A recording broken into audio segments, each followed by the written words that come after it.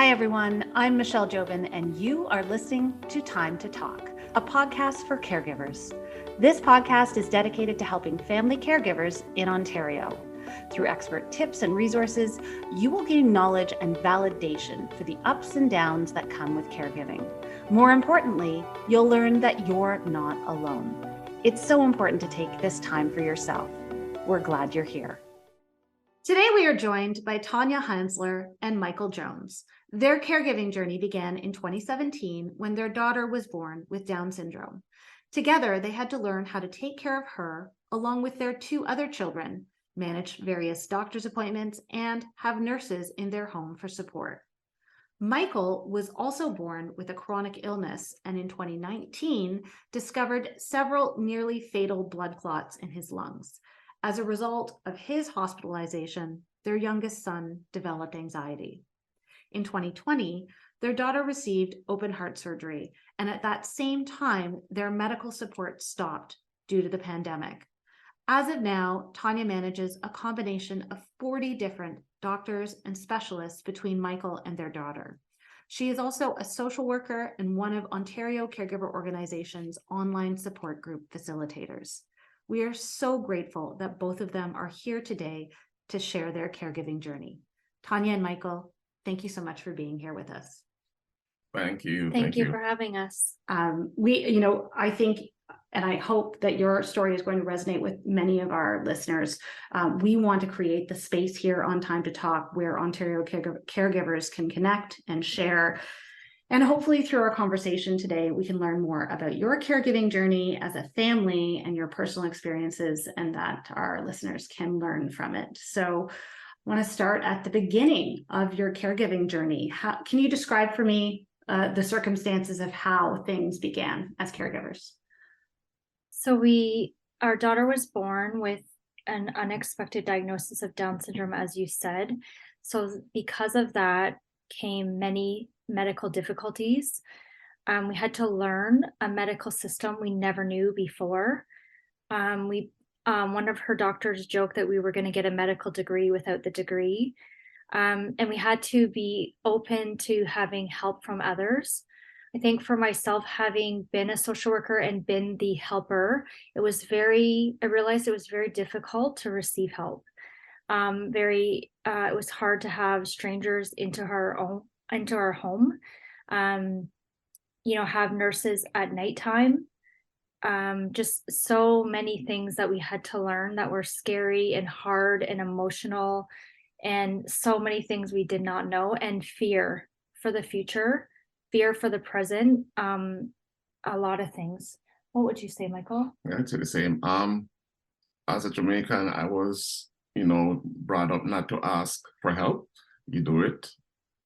And, try to do your best you can, but don't ask for help. Mm-hmm. So when I find myself in this situation, I was traumatized. So how do I ask for help? Who do I ask for help? I have no clue.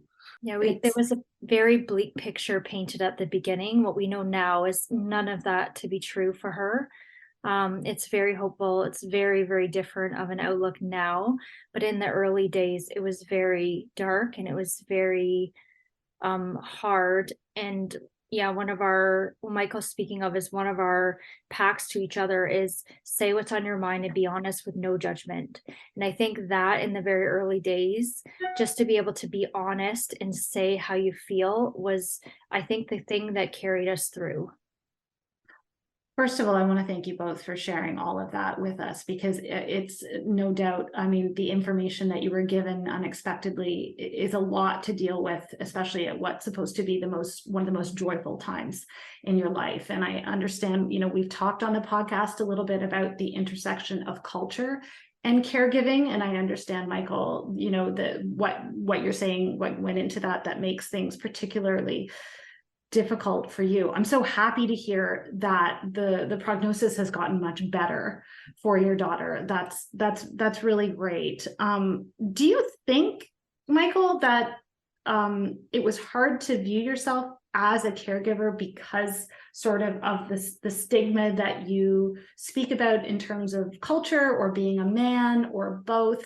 Do you feel all of that sort of came together to make this a little bit more difficult for you to accept your role? Definitely.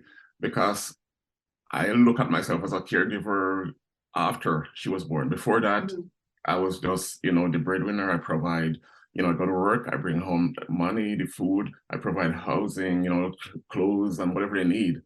And here I was just thrown into something. You have a child that now you have to learn everything else that you never have a clue about. One of my therapists said, we are very fortunate because most people in this situation, they don't make it as a couple. So you guys are lucky, you guys are fortunate, and you guys are doing well together. Just continue to rely on each other. Just everything that I never experienced with the boys, I'm now experienced with her. And I found out myself now I have to be a caregiver, not just a parent. I have to make sure everything she's getting taken care of. She can't clothe herself, so I have to clothe her. She's even it was hard with the boys putting clothes on them, but she is more difficult because they said she has something called low tone, which means I have to hold her hand to put her clothes on, and it's rubbery and it won't go through, and just so many things. So it was so hard to be a pain giver, and I find myself breaking down every day, every night. So it was tough, and so many times I wanted to give up.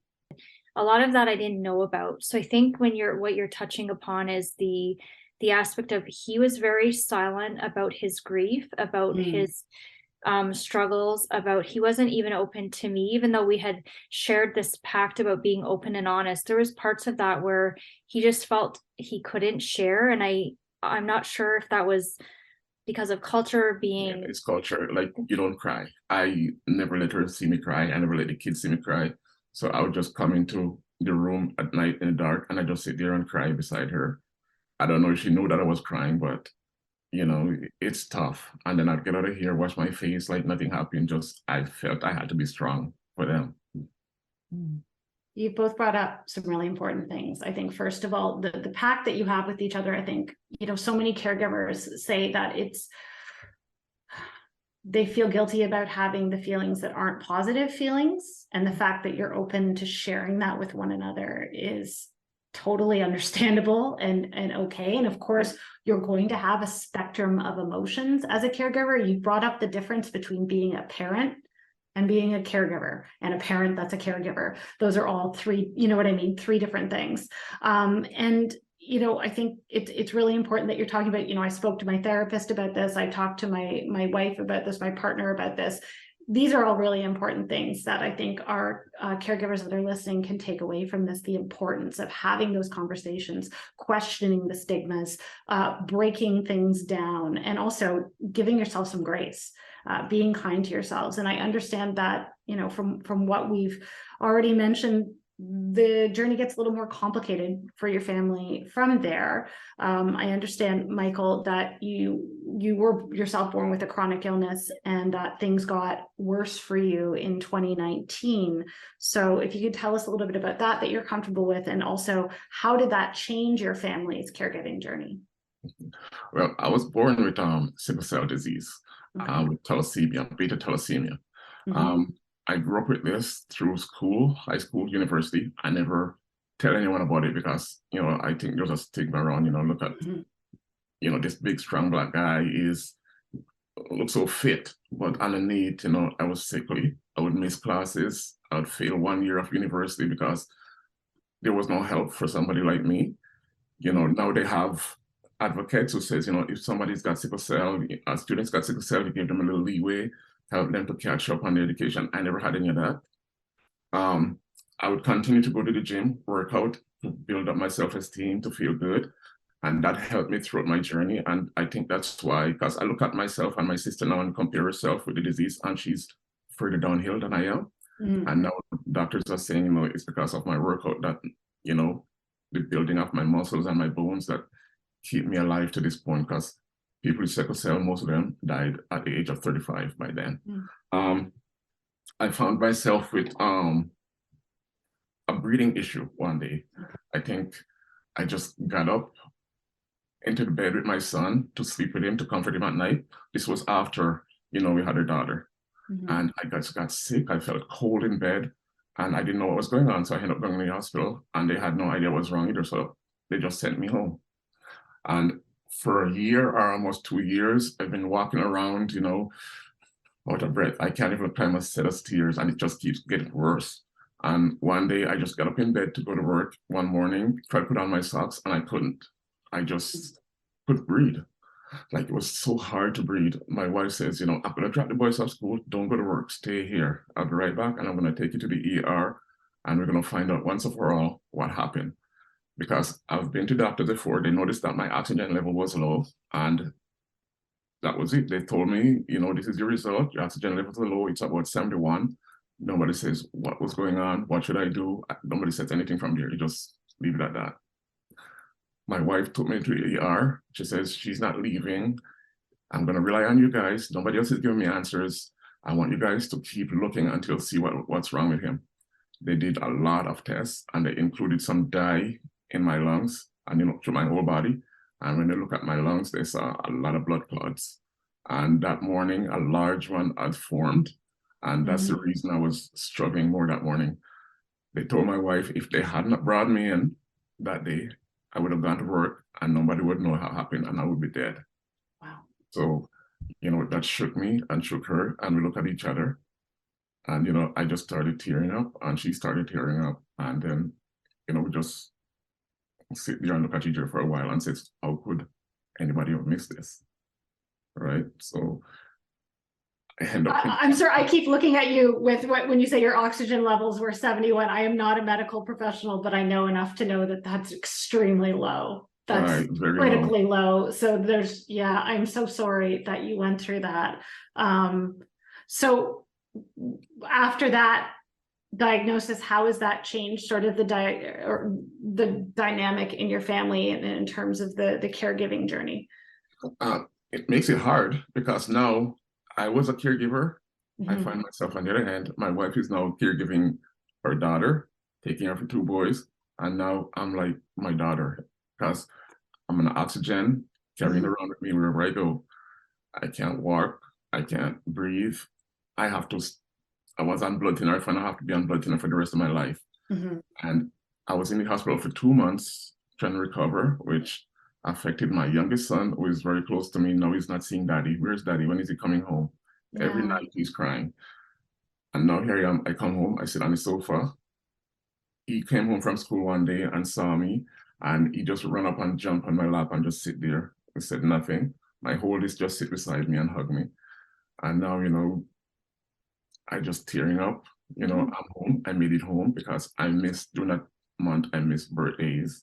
I almost missed Christmas. So, I didn't even know if I was coming home. So it was tough.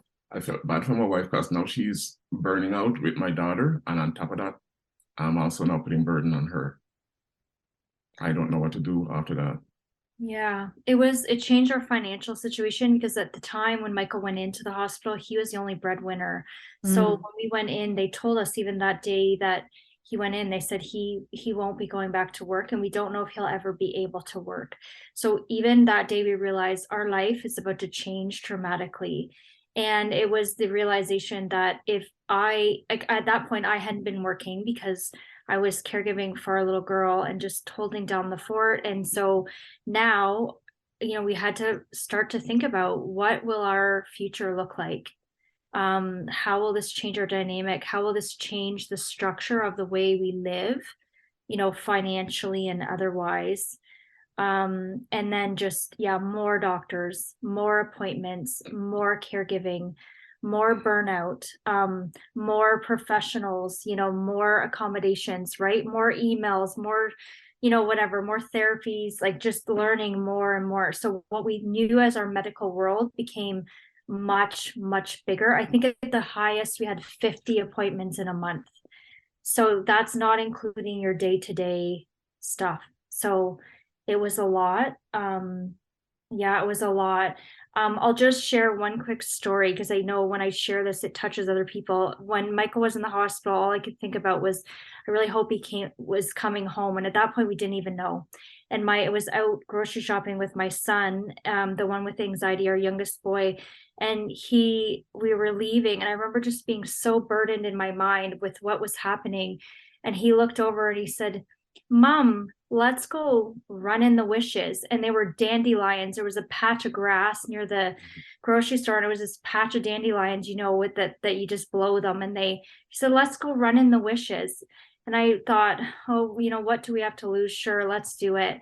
So I watched him just run with abandon, and I watched these wishes, the dandelions just blow in the breeze. And he just had his hands in the air, and he looked so joyful. And I thought, wow, like, I just watched him thinking he's so free. And I said, buddy, what did you wish for? And he said, I'm wishing for daddy to come home. Yeah. And he said, Mom, you should just run in the wishes. It feels really good. And I thought, wow. And it just, really reminded me of, even for him, even for whatever he understood at that time, our family was different.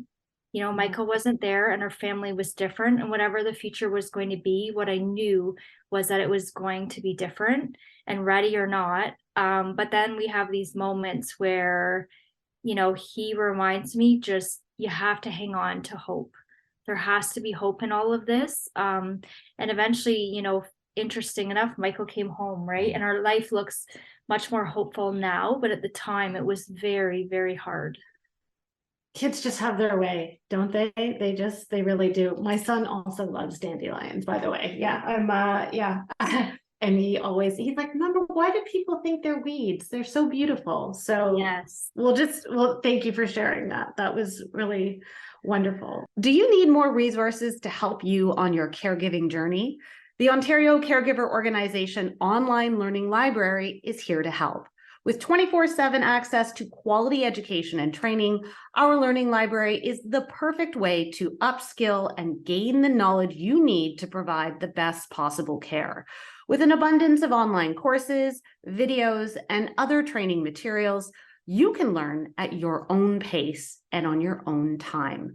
Get started today and unlock the potential of becoming a more confident caregiver with the Ontario Caregiver Organization online learning library. Visit ontariocaregiver.ca for more information. That's ontariocaregiver.ca for more information.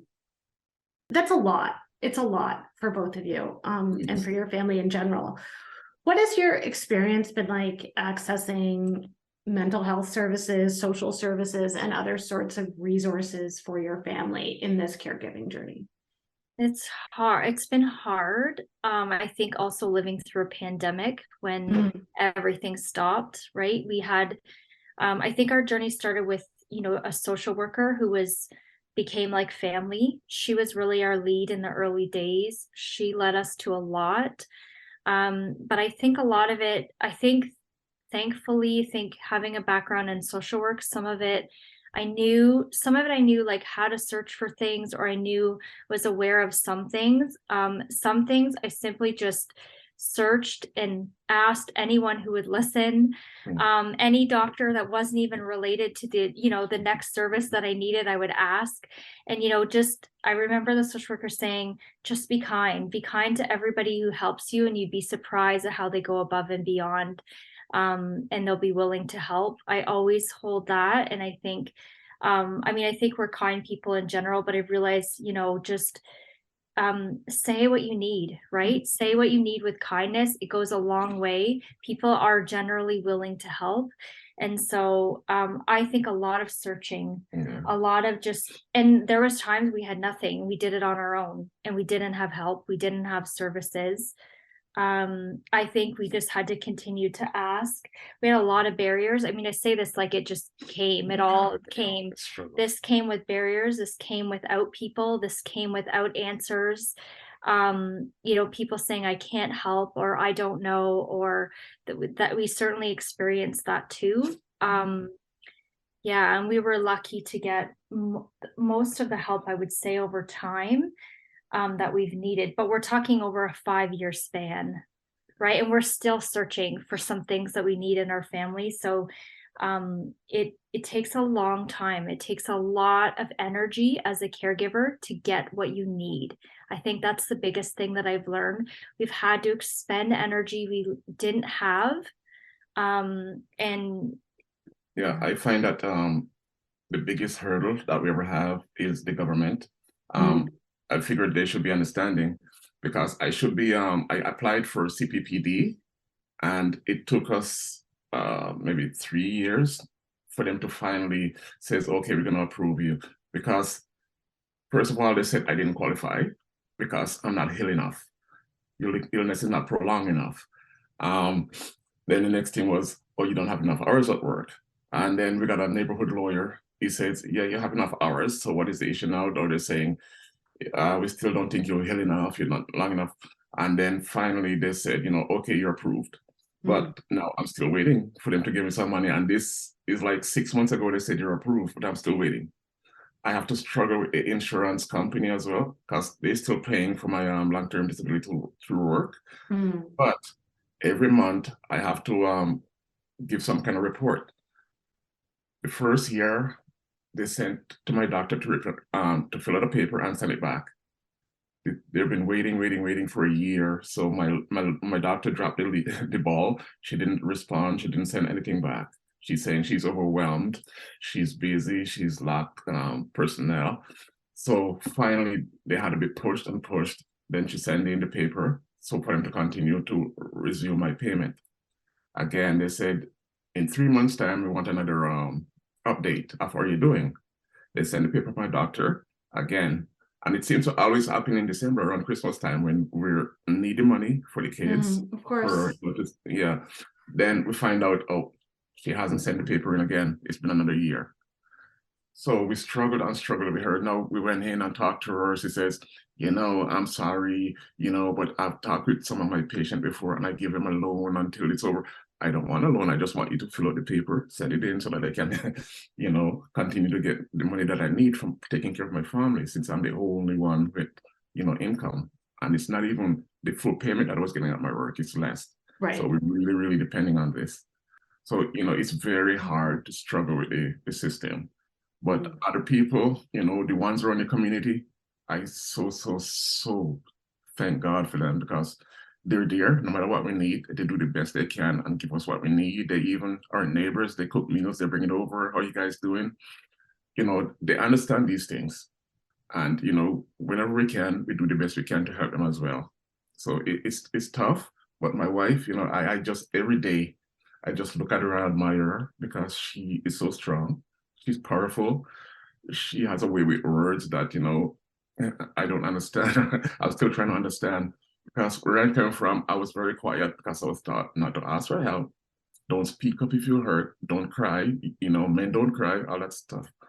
And I'm figuring out, I'm not teaching my boys that. If they need help, open your mouth and ask for it. That's great.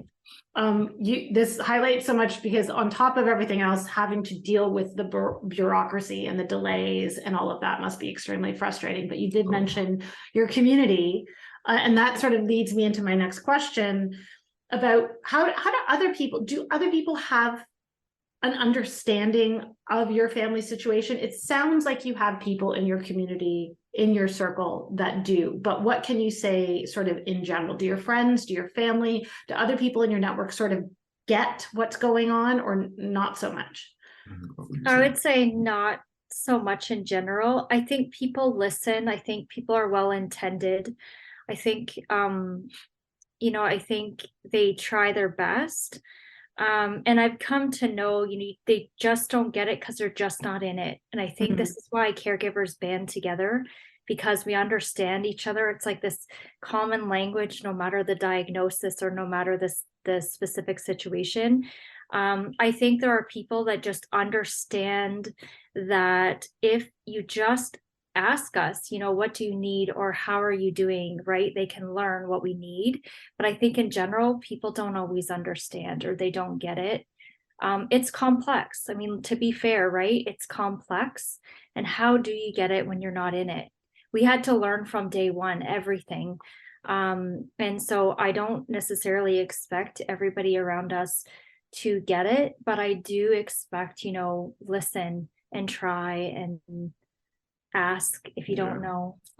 Some of our friends, would be, come on out, let's go out and dance, let's go out and party, let's go to a restaurant, just leave Mike with the kids. And they don't realize that Mike is also being caregived by her.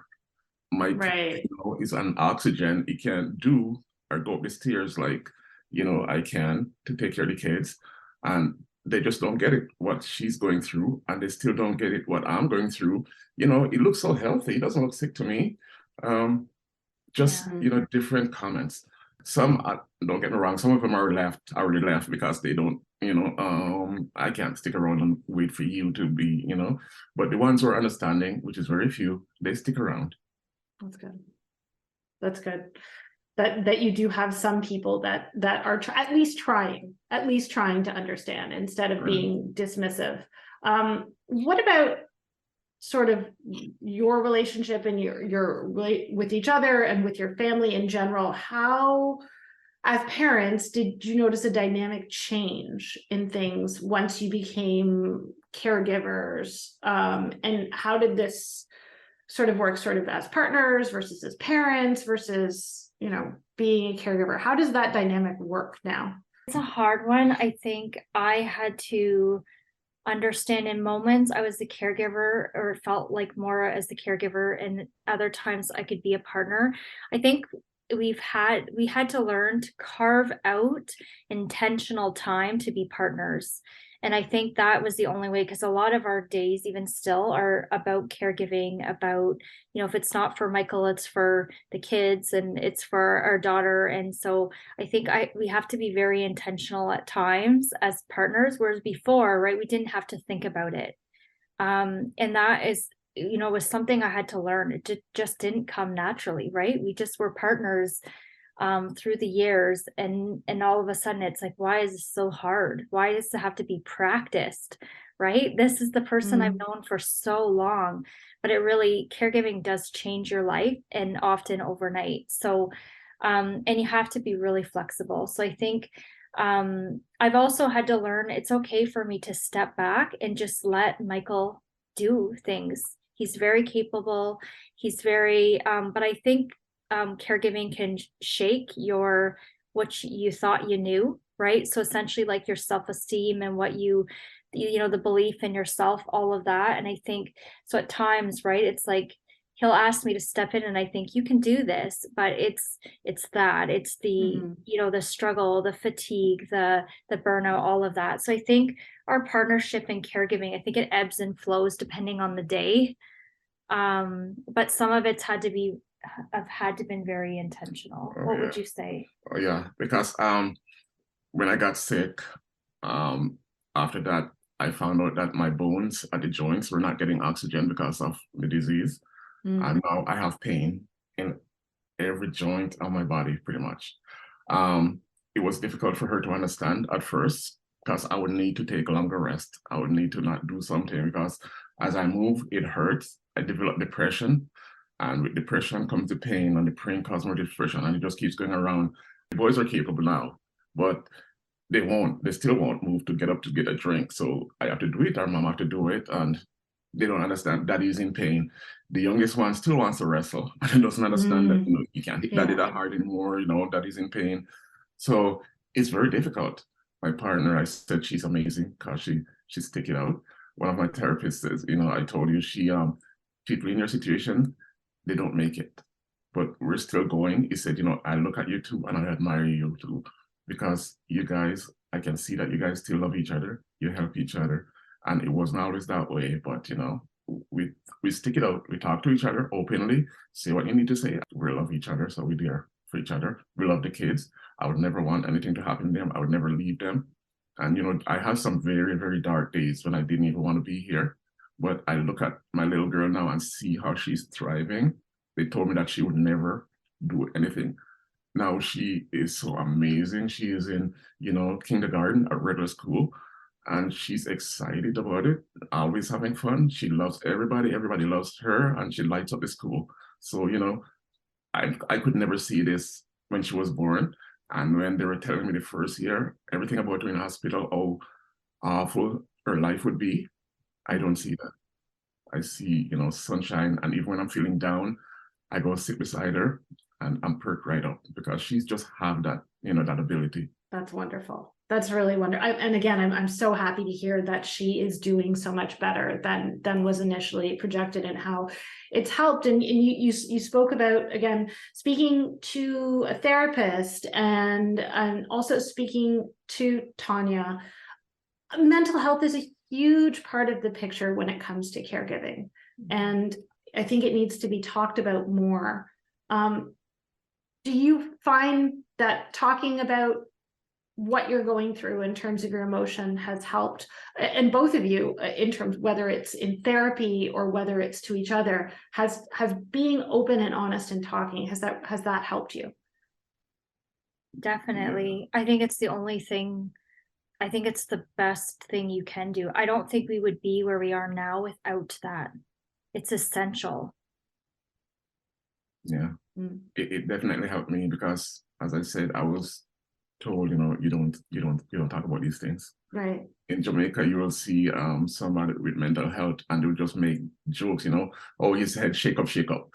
Means he's a little shaking the head, right? But here, it's a serious thing, and you'll see, Bell talk. They talk about it now. It's very important to talk about mental health. I talk about it with her now. I talk about it with the boys. Daddy's not feeling very well today.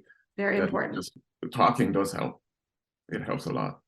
Yeah, I think just talking it out. I think it doesn't have to be, depending on who your support system is, friends, family.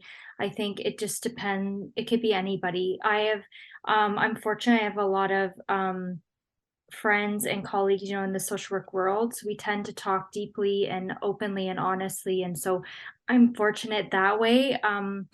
But yeah, I think it's also great to have somebody more formal too, right? To discuss and to get deeper, and a place. I think just you need a place where you can be open, honest, say anything. It doesn't have to be pretty, or tell your truth, tell your story, tell it the way it is, and just honor those feelings in that caregiving journey. To the point about your background as a social worker, you're definitely using that, and also your experiences as a caregiver. Now you're an OCO, online support group facilitator. Can you tell us about how the Ontario Caregiver Organization has aided your family in your caregiving journey, and how you ended up becoming involved? So interesting enough, I found them randomly on Facebook. This was during the pandemic when everything was, services were closed, right? All that in person. And I just found them, and it was an advertisement for one of their programs called the Scale program. And I thought, what is that? It kind of sounds like me. And it was the first time I'd ever considered, actually, am I a caregiver? And I thought, what do they define as a caregiver? Because we're used to this medical model where everything's defined, is sort of told to you. And what I realized is OCO was so great to say, if you think you're a caregiver, you are, right? It's your own definition, your own ability to, and I loved that, to define yourself. And so I took the Scale program, and I related to every word. I could not believe that somebody who didn't know me understood me so well, and understood my family so well, and the way that I felt. And I was hooked. And then during that, they said that you could talk to a social worker, and just touch base. So I did that, and I realized, wow, there's more services, there's more help, there's just an immense depth to OCO that I had no idea. So from there, I got a peer mentor, so somebody to check in with me who had been in my shoes, and we talked. And she was amazing, and she really saw me. It was the first time I'd really felt seen. And not just in my caregiving journey, but she herself was a professional person. And so she understood that I too was missing this professional side, right? That world of social work, that world of helping people, like this career that I had built for so many years. I missed that. And she understood that. And it was her that eventually suggested that I become an online group facilitator. She just said, with everything I've heard in your background, I'm gonna recommend to OCO that you become a facilitator. So I thought, well, I'll get more information, see if this fits into my life. Can I do this with everything else that was going on? And what I realized is OCO was so accommodating and understood that caregiving is hard. It's hard to fit one more thing in, but they were so flexible and understanding, and they made being a facilitator easy. And what I think not surprised me, but what I learned was the people there help me, I think, as much as I help them, which is lovely. And I tell them that all the time. So yeah. That's great. And I have no doubt that your skills and experience are a huge help to so many. So it's great that, and very generous of you to do this in turn for others. Tanya, you've helped Michael open up about his experience to tell his story. So as an OCO online support group facilitator, can you tell us about the impact it has on caregivers in terms of them being able to open up and connect with others, and how it sort of works for them to support others? I think the biggest thing is just letting them know it's a safe space to talk about anything. There's no judgment. They don't need to be sort of careful, so to speak, what they say. They can just share where they are. Meeting people where they are, just understanding their journey, just making a safe, open, honest place. I think I learned that the most through Michael, was the most helpful thing that he needed along the way. And I just try and give that to other people, and understand that even though all of our situations are different, that is the one commonality. People just want to be heard. They want to be seen. They want to be understood without judgment. And if I can give that to at least one other person, I think that's the goal. We hope to reach many more than one person with the podcast today as well. And that's why we're so thankful that you're here. Do you have any advice, both of you, for caregivers and families who might be in a similar situation as your family? I would say find ways to have fun, letting go of responsibility, do something that has nothing to do with caregiving. But I also think tell your story. Don't be afraid to tell a story. Tell your story. You might be surprised at how much it touches and helps somebody else. That's one thing I've learned along the way. And I would say build your village and be open to having people in your village you never thought would be there. Help comes in very unexpected places. If somebody is offering, say yes. Don't be too proud to say yes. Allow the help to come, because we need it. All of us need help, even those who aren't caregivers. So caregivers for sure. And just keep building your village, keep asking for help. Don't give up, because those are things that you're going to need. Our village have changed over time, so we've had to rebuild over and over again. Keep building, keep asking. Yeah, I was never hoping to have nurses in here to help us. As a stranger in our house overnight, I like my space. I like to be alone. I like to just sit and relax, just whatever. But somebody in here, I have to be careful what I'm doing. I find out over time that it was a big help. They help us with the kids, the boys. I could relax more. I go down in the basement, I sit down, I play video game while they're looking after my little girl. So, it changes. So going from someone who didn't believe in asking for help, and I'm now receiving help, it was great. And then overnight, they all disappeared because of the pandemic. And I find myself missing them. So it's, just keep your mind open, speak. It took me a while to become comfortable, but help when you need it, it's amazing when you get it. It's incredibly important that you're sharing your story today, and we're really very grateful to both of you. I have no doubt that what you're building with your family in terms of being open and honest and talking about caregiving and mental health, and talking about that with your sons as well, and telling them that it's okay for them to have certain feelings and ask for help. And our son's getting help for anxiety, which is amazing. Another help from somebody who's extraordinary in the community that we discovered. It's like these gems that come along and you're just like, wow, it's so it's amazing. Yeah, thank you for taking the story. I hope it does help a lot of other people, especially men.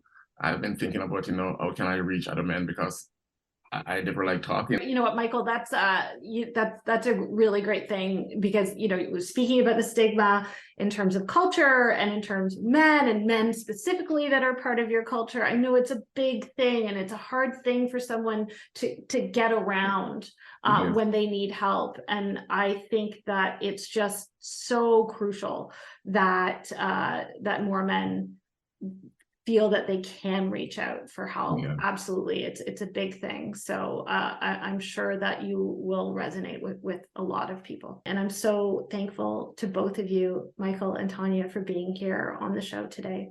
Thank you so much. Very much. Thank you so for much. having us. Thank you very much.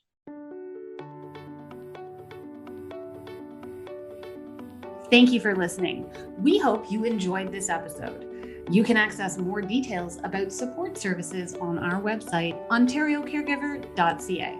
Until next time, I'm Michelle Jobin, and you have been listening to Time to Talk, a podcast for caregivers. We hope you have a wonderful day.